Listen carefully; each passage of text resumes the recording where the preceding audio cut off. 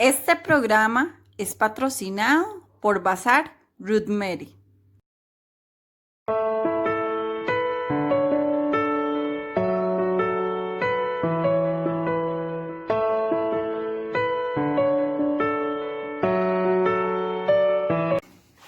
Hola amigos, bienvenidos a la edición semanal de su revista Mientras hay Dios. Hay misericordia. En nuestra página de Facebook, Exe Agnus Dei. He aquí al Cordero de Dios. Hemos tenido esta semana una gran alegría, Emilio, porque tenemos ya más de 100 suscriptores. Creo que al día de hoy, sábado, tendremos 112 suscriptores. 112 fue el último corte que vi. Exacto, entonces estamos muy agradecidos con ustedes. Esperamos que nos sigan dándole like a nuestras publicaciones, comentándonos. De verdad ha sido una gran alegría. Y como vieron un día de estos, ayer precisamente en el estado de nuestra página, vamos a hacer la rifa de la imagen del Sagrado Corazón de Jesús ahora en la tarde en vivo. Entonces, entre todos los que han suscrito nuestra página, vamos a hacer la rifa, Emilio. Así es. Pablo, y bueno, recordar, gracias hoy tenemos un patrocinador. Sí, el Bazar Ruth Mary, que se ubica en Acerrí. Si usted no tiene aún su regalo del Día del Padre y vive cerca de Acerrí, ¿qué podemos encontrar en ese bazar, Emilio? Vieras que hay relojes, fajas y billeteras, entre otras cosas. Imagínese, si todavía no tiene su regalo, ya sabe a dónde puede acudir para comprarlo. Y pues también tenemos un aviso: a partir de la siguiente semana vamos a subir este video a las 7 de la noche para también tener más tiempo de edición y poder hacer la calidad del video un poco mejor y con más tiempo y con mejor contenido. Entonces, hoy tenemos un tema genial, Emilio. Así es, y este tema es lo que siempre ha causado mucha controversia entre todos nosotros los cristianos. Ajá. Hoy vamos a averiguar por qué estamos divididos los cristianos. Y resulta que vamos a empezar con un poquito de historia del por qué estamos divididos. La primera división podría decirse que fue más o menos empezando el pasado milenio, el segundo milenio de la cristiandad, cuando por diferencias con la iglesia ortodoxa, con los cristianos de Oriente, nos separamos. Y entonces habían dos iglesias cristianas: estaban los cristianos católicos o los cristianos fieles a Roma, y estaban los cristianos ortodoxos, que la sede estaba en Constantinopla. Así es, y hay algo curioso, Pablo, que me llama la atención. Los dos querían gobernar, ¿verdad? Sí. Tanto la iglesia romana, por decirlo así, como la iglesia de Constantinopla. Ajá, era como, o sea, también podríamos decirlo que hubo cierta tensión política, o sea, que no solamente fue asuntos religiosos, que fue un poco más allá, y también que la sede de Roma, ustedes saben que antes había 4 patriarcados: estaba Alejandría, estaba, había otro, bueno, después se los pongo: Alejandría, Constantinopla, Roma, y había otro patriarcado. Entonces esos 4 patriarcados como que manejaban los asuntos de la iglesia, y esos eran como los mayores. Después, con la evolución de los siglos, entonces tal vez Roma quiso resaltar un poco. Entonces, como Roma quería resaltar un poco también en poder, en alianza política, podría decirse que quería dominar, igual que dominó el Imperio Romano antes de su caída en el siglo VI o en el siglo V, algo así. Entonces, más o menos podría verse como delineado que sí había muchas diferencias, más que religiosas. Exactamente. Y otra cosa, Pablo, bueno, hay que hacer hincapié, ¿verdad? Que antes el papado era político, ¿verdad? Sí, era menos, digamos, por ejemplo, en el inicio de la cristiandad sí era como tal vez lo entendemos ahora, un poquito más religioso y con más quererse parecer a los orígenes. O sea, conforme fueron pasando el tiempo, como que se fue perdiendo el sentido del papado en el sentido espiritual, y fue más como alianzas militares con esto, con otro, con las famosas cruzadas que empezaron en el siglo XIII, ¿verdad? Entonces, fue un ambiente muy hostil. Entonces, con los ortodoxos tenemos algunas diferencias, por lo menos que no nos permiten llegar a la unidad. Digamos, por ejemplo, el artículo filioque del credo, que ellos creen que el Espíritu Santo solamente procede del Padre, y hay toda una explicación. A lo que nosotros, para aclarar, ¿verdad? Profesamos que procede del Padre y del Hijo, ¿verdad? Exactamente. El Espíritu Santo. Entonces, tenemos esa pequeña gran diferencia doctrinal, ¿verdad? Entonces, teológicamente los dos tenemos nuestras explicaciones del por qué creemos una cosa u otra. También algo que nos puede, también que se originó en los siglos fue, por ejemplo, la visión del papado, ¿verdad? Que hay una iglesia ortodoxa, cada iglesia es prácticamente autocéfala, cada iglesia particular se gobierna sola. Ajá. Entonces, por ejemplo, si esto fuera igual en la iglesia latina, ¿verdad? En la iglesia fiel a Roma, cada obispo podría decidir en su diócesis y no tendríamos todo el poder centralizado en Roma como lo tenemos ahorita. Aunque una opinión muy personal, eso sería muy complicado, ¿verdad, Pablo? Porque cada quien jalaría para su saco, dirían. Tendríamos que buscar la manera de conservar la unidad en la diversidad, sí, ¿verdad? Entonces habría que encontrar la manera. Con los ortodoxos se han tenido muchos acercamientos, pero eso lo vamos a hablar ahora. También, Emilio, tenemos, por ejemplo, que después vino la corriente protestante. Por Martín Lutero. Exactamente, ¿verdad? Que ahí empezó cuando, según la leyenda, ¿verdad? Porque algunos dicen que sí y otros dicen que no, que Martín Lutero clavó las 95 tesis en la puerta de una catedral, ¿verdad? Entonces, las 95 tesis eran postulados, frases o tesis que Martín Lutero tenía como tal en contra de la Iglesia Católica Romana y de lo que él estaba en desacuerdo. Pero yo rescato algo de Martín Lutero, ¿verdad? Aunque toda su vida fue una vida muy complicada a nivel interior, a nivel de descubrimiento interior,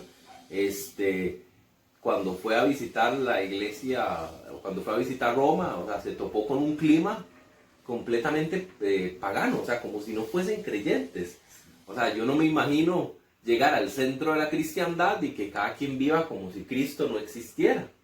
Entonces eso le hizo un choque a Martín Lutero, de quién no. Sí, es que, por ejemplo, Emilio, vos llegás y vas a servir a tu parroquia, y todo el mundo lo hace todo como si Dios no existe, como si Cristo no existiera, no hay caridad, no hay amor, no hay cercanía, simplemente hay críticas, hay chisme, hay serruchapisos. Dígame que usted no se ha topado con eso, y si se ha topado con eso, coméntelo, ¿verdad? Porque es una cosa muy complicada. Entonces, Martín Lutero se topaba con esa falta de piedad, entonces ahí empezó la reforma protestante. Entonces, de ahí surgieron un montón de sectas protestantes, ¿verdad? Sí, y bueno, es el padre del protestantismo, si no me equivoco. Ajá, exactamente. Okay. Con él empezó absolutamente todo, ¿verdad? Ajá, entonces, por ejemplo, también las doctrinas calvinistas y otro montón de gente que también fue surgiendo, ¿verdad? Digamos, están en Europa, por ejemplo, tenemos las iglesias más antiguas, o sea, como más o menos 500 años en el sentido protestante, o sea, que son fieles. Aquí en América Latina tenemos iglesias que usted puede abrir en cualquier sitio, ¿verdad? Y sin una determinada formación pastoral o teológica. Entonces, por ejemplo, esas son diferencias radicales. El protestantismo en Europa no es lo mismo que el protestantismo en América Latina. Porque, por ejemplo, tendríamos que la Iglesia Católica ha promovido también en América Latina misiones muy distintas acerca de las iglesias protestantes. Y como te decía, Emilio, esas visiones que ha promovido la Iglesia Católica en América Latina del protestantismo probablemente tengan mucha razón. ¿Por qué? Porque probablemente muchas de esas religiones o pseudo iglesias lo que promueven es una religión basada en el sentimentalismo, y eso no es bueno, por lo menos desde nuestra manera de concebir la fe, no es lo que debería fundamentarse en la fe. debería ser como el protestantismo europeo, que es un poco más racional, igual que el catolicismo en sus raíces, porque no puedo decirles a ustedes que todos los católicos somos estudiosos y que analizamos las cosas. No, no es así. No, no. De hecho, todavía hay personas, y me incluyo, porque dicen que uno va a misa y ¿por qué pasará esto? ¿Por qué esta situación? ¿Por qué este canto? ¿Por qué esta oración, verdad? Y no solamente en los cantos, en las oraciones, en la doctrina de la iglesia, en todo lo que enseña, porque hacemos esto, lo otro, el papado, cómo lo entendemos, y esas cuestiones. Que sería un buen tema para posterior. Entonces, y también en el mismo siglo, más o menos, que surgió el protestantismo como respuesta a todas estas cosas que estaban pasando en la iglesia europea. También surgió el anglicanismo, ¿verdad? En Inglaterra, que eso fue porque Enrique VIII quería divorciarse de su esposa y el Papa no lo dejó. Exactamente, yo lo pude ver, bueno, lo que pude leer, y entonces, ok, no me puedo divorciar, me voy de la iglesia. Entonces. Exacto, entonces ahí tenemos también podríamos hablar de otro tipo de intereses, igual que en el protestantismo, que eran como por más índole económico. También podríamos hablar de una protesta, de un protestantismo que iba más hacia el lado político, pero no queremos hacerlo, el análisis en ese sentido, más que como ahorita no hay tanto separación por sentidos políticos, sino por sentidos de praxis, ¿verdad? Y por sentidos de profundidad teológica. Pero en este momento sí también podrían deberse asuntos eminentemente políticos, de estrategia, de que yo gobierno aquí, de que yo quiero gobernar allá, de que yo puedo cobrar esto por usura, de que yo puedo hacer esto. Ahora que los diputados acaban de aprobar el límite a la usura, yo me acordaba precisamente de que en la Edad Media, los católicos decíamos que no se podría cobrar intereses por un préstamo, porque eso era pecado, y desde el protestantismo no se puede. Entonces eso trae su cola, sus raíces para la gente que no sabe. Eso es muy, muy, muy interesante y muy rico. Como respuesta al protestantismo, entonces la iglesia se reúne en un concilio, que es el Concilio de Trento. Ajá. ¿Verdad? Recordemos que el Concilio de Trento fue realmente como una gran revolución. Un concilio, para los que tal vez no saben, es una reunión de obispos y cardenales y hasta sacerdotes, y puede haber personas que no sean como ministros ordenados, ¿verdad? Exactamente, un concilio es una reunión, pero digamos, ¿qué lo diferencia de un sínodo, por ejemplo? De que un sínodo le hace sugerencias al Papa, mientras que un concilio aprueba cosas junto con la autoridad del Papa para su ejecución, ¿verdad? Entonces, lo más cercano a nosotros tal vez fue el Concilio Vaticano II, el Concilio Vaticano I en el siglo XIX, pero también el Concilio de Trento, que fue verdaderamente una revolución. Entonces ahí tenemos a gente ejemplar como San Carlos Borromeo, patrono de la diócesis de Ciudad Quesada, ¿verdad? Y tenemos a otros santos. Hay un santo sevillano, que ahorita se me va el nombre, que también estuvo ahí metido en el Concilio de Trento. Entonces, la iglesia da una respuesta a las inquietudes que se tenían sobre la fe, sobre los sacramentos y sobre la praxis que se tenía, y entonces responde desde el concilio. Hay historiadores que dicen que esa es la verdadera reforma, ¿verdad? Que lo que ellos hicieron, los protestantes, fue como una revolución, nada más. Fue como un berrinche, ¿verdad? Entonces depende a quien usted le pregunte, le van a dar una respuesta. Exactamente, o sea, si es a los protestantes tendrán sus motivos, si somos nosotros tenemos nuestros motivos, entonces. Exacto, entonces más o menos siendo muy escuetos, porque obviamente para hablar sobre la historia del cristianismo ocuparíamos una serie de videos para hablar sobre el cristianismo, ¿verdad? Igual, como estamos hablando de series de videos, les invitamos a ver los videos que Emilio está subiendo los jueves, que a quien Dios, ¿cómo se llama? A quien Dios ama, Dios llama. Ok, que ahí se van a entrevistar a personas de la Iglesia Católica, y mi programa de los martes que se llama Cateadictos. Entonces, algo muy importante en esto de Cateadictos, Pablo, y ya metimos la cuña, ¿verdad? Es por lo siguiente, porque ahí uno aprende mucho del catecismo de la Iglesia Católica, ¿verdad? Y tenemos hasta cierto punto a veces de dejar la ignorancia, tenemos que caer en lo que es y lo que es de rica la Iglesia Católica. Exacto, entonces vamos a hacer un pequeño corte y cuando regresemos vamos a hablar de qué nos divide hoy y cómo podemos avanzar en el camino hacia la unidad. Bazar Ruth Mary. ¿Ya tienes tu regalo del Día del Padre? ¿Qué esperas? Ven y sorprende a papá en su día. Visítanos en Acerrí, 50 metros al norte del Banco Nacional. Bienvenidos de nuevo, amigos, después de este corte.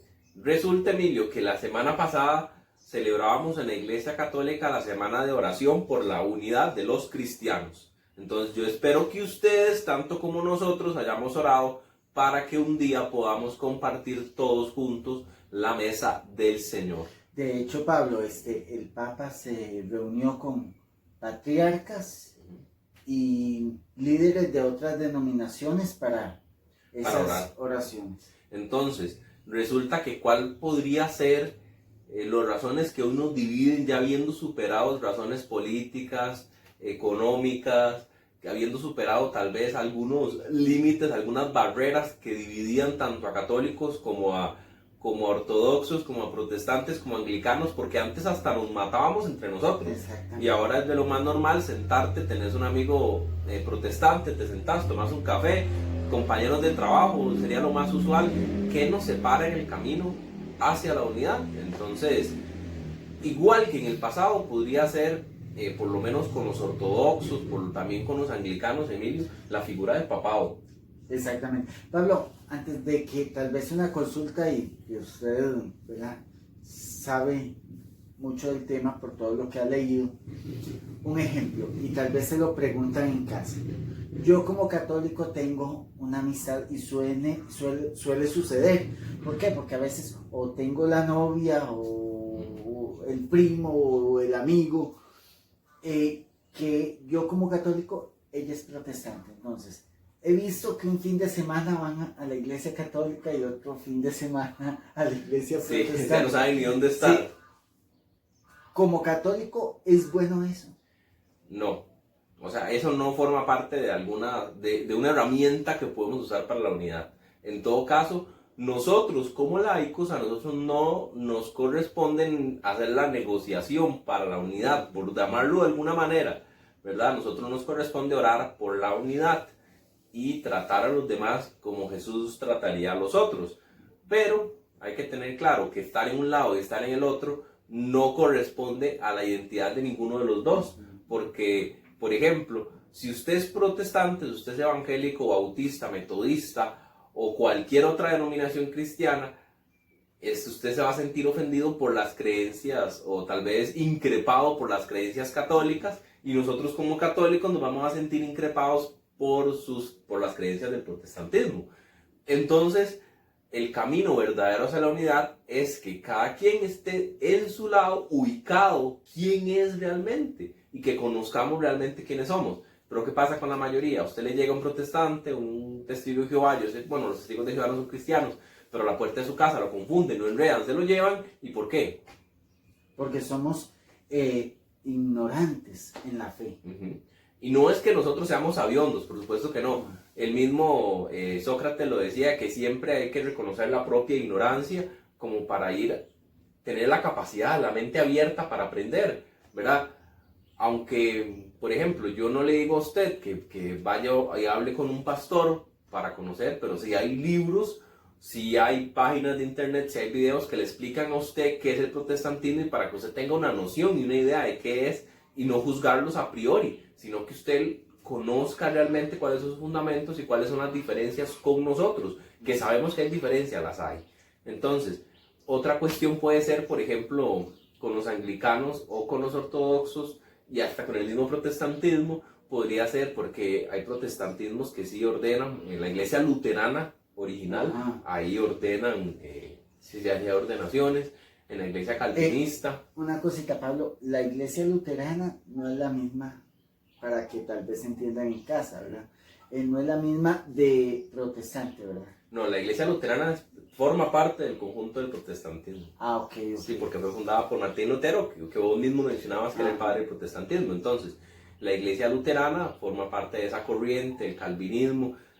Se han ido desviando. Entonces, por ejemplo, las iglesias evangélicas que tenemos aquí en Costa Rica forman parte de la corriente luterana. Separadísimos completamente. Sí, son separadísimos completamente, ¿verdad? Porque ya no son luteranos como tal. Entonces, por eso les llamamos cristianos evangélicos, ¿verdad? Nosotros seríamos cristianos católicos, que son los que más nos familiarizamos, ¿verdad? Tal vez para nosotros una noción de cristianos orientales es muy extraña, ¿verdad? Pero para un ucraniano, un ruso, un cristiano evangélico probablemente sea una expresión poco conocida, ¿verdad? Entonces tendríamos que ver cuál es el camino correcto hacia la unidad. Yo siento que lo primero que tenemos que dejar de lado son los intereses económicos en primer lugar, y aparte de eso, esa premeditada acción de querer comprobar que el otro está equivocado. Sí. No, y la rivalidad, porque también hay ciertas rivalidades, ¿verdad? Exacto, yo siento que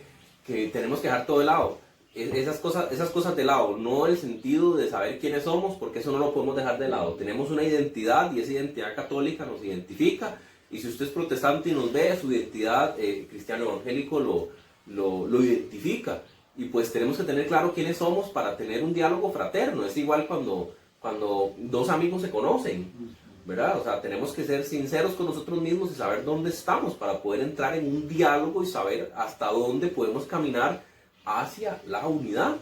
Entonces, por ejemplo, la ordenación de mujeres, o la ordenación de personas con inclinaciones homosexuales, entonces eso también es un punto de quiebre para nosotros, porque por ejemplo los anglicanos ya tienen hasta mujeres obispos. Entonces ustedes saben que en la Iglesia Católica ya hay razones suficientes, ya la respaldó Juan Pablo II, y Papa Francisco ya había dicho que Juan Pablo II ya había dado la palabra definitiva. Entonces tenemos que entrar en un gran dilema de negociación. Igual Benedicto XVI se acercó a los anglicanos creando un ordinariato personal, creo que fueron 2 o 3, algo así, para que los anglicanos que no estuvieran de acuerdo con eso siguieran con sus prácticas religiosas, pero en comunión con el obispo de Roma. Entonces vemos que hay pequeños pasos hacia la unidad, pero el problema es que siempre estamos en este constante ver el defecto del otro y no ver la profundidad que tiene el otro, ¿verdad? Porque, por ejemplo, y también nosotros los católicos. No, y es que vea, vuelvo a mencionar, tal vez los testigos de Jehová, que no son cristianos, pero llegan a una casa y, bueno, hasta ciertas palabras feas hacia ellos, ciertos desprecios, ciertas situaciones, ¿verdad? Exacto, cerremos las cortinas porque ahí vienen los testigos de Jehová, ¿verdad? Para que no nos vean. Entonces también entrar en ese dilema, porque todos hemos caído en ello, yo en particular también, o sea, y apuesto que todos hemos caído en el rechazo hacia los que piensan distinto de nosotros, pero ese no es el camino verdadero hacia la unidad. El camino verdadero hacia la unidad, como venía diciendo, es saber quiénes somos y tratar de entrar en diálogo fraterno con los demás, a pesar de las diferencias que tengamos, ¿verdad? Y compartimos un mismo bautismo. Y entonces desde ahí el bautismo es vínculo de unidad dentro de la comunión cristiana, ¿verdad? Entonces tenemos, como la oración de Jesús, nos unimos en este momento y decimos, Padre, que ellos sean uno como tú y yo somos uno, ¿verdad? Entonces para unirnos más en ese sentido. Ahora, con lo de la pandemia y todo, nos hemos visto más identificados con la fe particular de cada quien. Entonces tratemos de ir concientizando acerca de quiénes somos. Pero el problema es que la gente quiere entrar en diálogo con nosotros y saber quiénes son, y eso no se puede hacer. Y hay un problema, Pablo, al menos en redes sociales, ya sea un pastor, pastor o sacerdote o algo, se equivoca y comete un error. Entonces las distintas denominaciones cristianas, ya sea, la agarran contra... Exacto. O miremos, hace poco con la campaña política, hace 2 años, cuando salió la esposa de Fabricio Alvarado hablando en lenguas, yo no comparto esa opinión en el sentido de que para mí el don de lenguas es discutible, pero Lo que sí podríamos decir es que yo no voy a ir a comentarle a alguien y a ofender su fe, porque la fe es algo muy valioso para la gente. O sea, yo no voy a ir a criticar eso. Yo defiendo que ella tenga su derecho a manifestar su fe.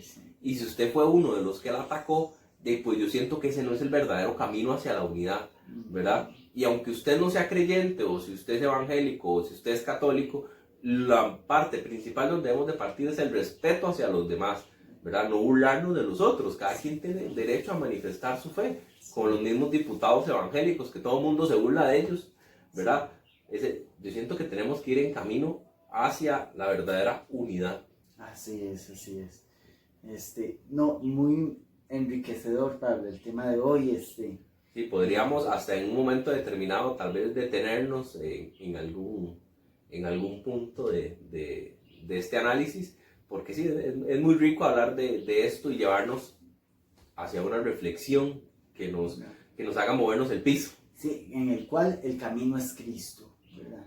No, la meta es Cristo, y seguir ese camino de... Sí, el camino también es Cristo, y la meta es Cristo, y quien quiera algo fuera de Cristo no está buscando nada, está buscando el vacío. Tenemos que buscarlo siempre a Él en todo el sentido. Sí.